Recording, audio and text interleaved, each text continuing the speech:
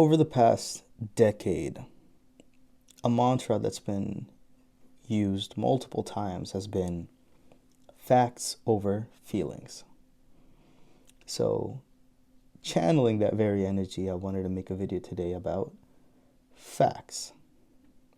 See, one of the biggest political tricks isn't just lying, but convincing people that looking for the truth is somehow betrayal. So today I just want to hold power to its promise. Now, throughout the rest of this video, I'm going to make 5 points tackling 5 promises Trump made that never came to fruition and we somehow just overlook. And I may add, there were a lot of promises that never came to fruition. But let's begin. So, build a wall, point number 1. In 2015, Trump's whole campaign was built on this slogan. This was the theme he used. And it was good, it was provocative, it got people to support him, but it all fell through in 2018, December, I believe, because Congress, first of all, refused to pay $5.7 billion. Mexico also refused to pay anything. And what did Trump do? He shut down the government. For 35 days, that was up until recently the longest shutdown in U.S. history. People didn't get paid. TSA workers were sent home overworked. So in reality, Mexico paid nothing. The U.S. taxpayers paid everything. And the government shutdown accomplished absolutely nothing. In fact, in February 2019, Trump had to declare a national emergency to redirect U.S. military funds to the wall. This wasn't immigration policy. This was tactically, may I add, selfishly and shamefully leveraging people's livelihood to avoid admitting a broken promise. Point 2. Repeal and replace Obamacare. Now, I'm not going to get up in here and say Obamacare was smart. It was a disaster. Your premiums rose, your deductibles rose, everyone was suffering, especially the middle class. However, during his campaign, Trump ran on this, that he would change it and give us a better policy. In 2017, he had all the chances. He had not only the White House, he had the House of Representatives and the Senate, yet he still couldn't get 3 different bills passed. This is a failure on his part. Regardless, if the Republican Party couldn't agree with each other, they imploded on the inside and hurt everyone. We suffered because of that. Point 3, drain the swamps. In this point, I'm referencing that 1-minute video of Trump saying that he would fight on behalf of the working class citizen and hold the elite accountable. My God, how people ate this shit up. He is the epitome of an elite. He was born a billionaire with a silver spoon. How could he ever relate to us? But I digress. Since then, Trump has pardoned Charles Kushner, someone convicted of tax evasion and witness tampering, right?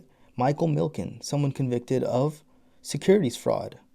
Roger Stone, Paul Manafort, so many examples.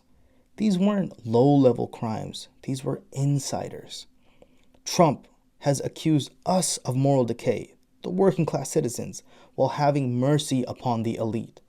And let's not even get started on Jeffrey Epstein. His inability to shed any light on this elite network shows that he is complicit. He is so involved in some shady shit. And if you can't see through that, my God, you are so indoctrinated. Point 4, end endless wars.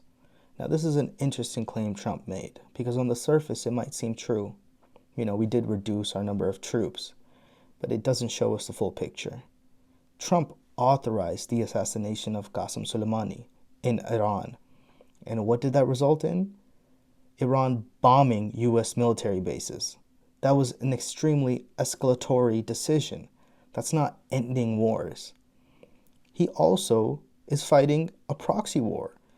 On Yemen, he is funding Saudi Arabia with arms, intelligence. That is not ending endless wars. And of course, as long as we fund Israel, we are participating in a genocide, an ethnic cleansing. I don't know about you, but this one is a more egregious one. Point number 5, I'll erase the national debt. Now, this one should piss pretty much everyone off, because not only did he not erase the national debt, he increased it drastically. In his first term, even before the pandemic started, he increased the deficit. He increased military spending. Federal revenue dropped in 2017 because of the Tax Cut and Jobs Act. By the end of his term, we were up $7 to $8 trillion in debt. And then let's talk about the China tariffs for a second. Quick economic lesson. China does not pay for the tariffs. We do. The consumers do. And then think about the retaliation China did on the farmers. We had to pay tens of billions of dollars in subsidies to these farmers. So what have his government policies accomplished? It's hurt the consumers. It's increased spending. It increased government bailouts. Nothing about this screams, I'll eliminate the national debt. Everything he's done has been counterproductive and counterintuitive. Now, the reason why I picked these 5 specific lies is because I feel like anyone with common sense can see how these things have affected our country negatively. And so I make an appeal to all Trump supporters for once to let go of your identity politics and look at things critically. Get this notion out of your brain that the world is against you and see what role you're playing in destroying it. But I digress. This is all for today. Salam.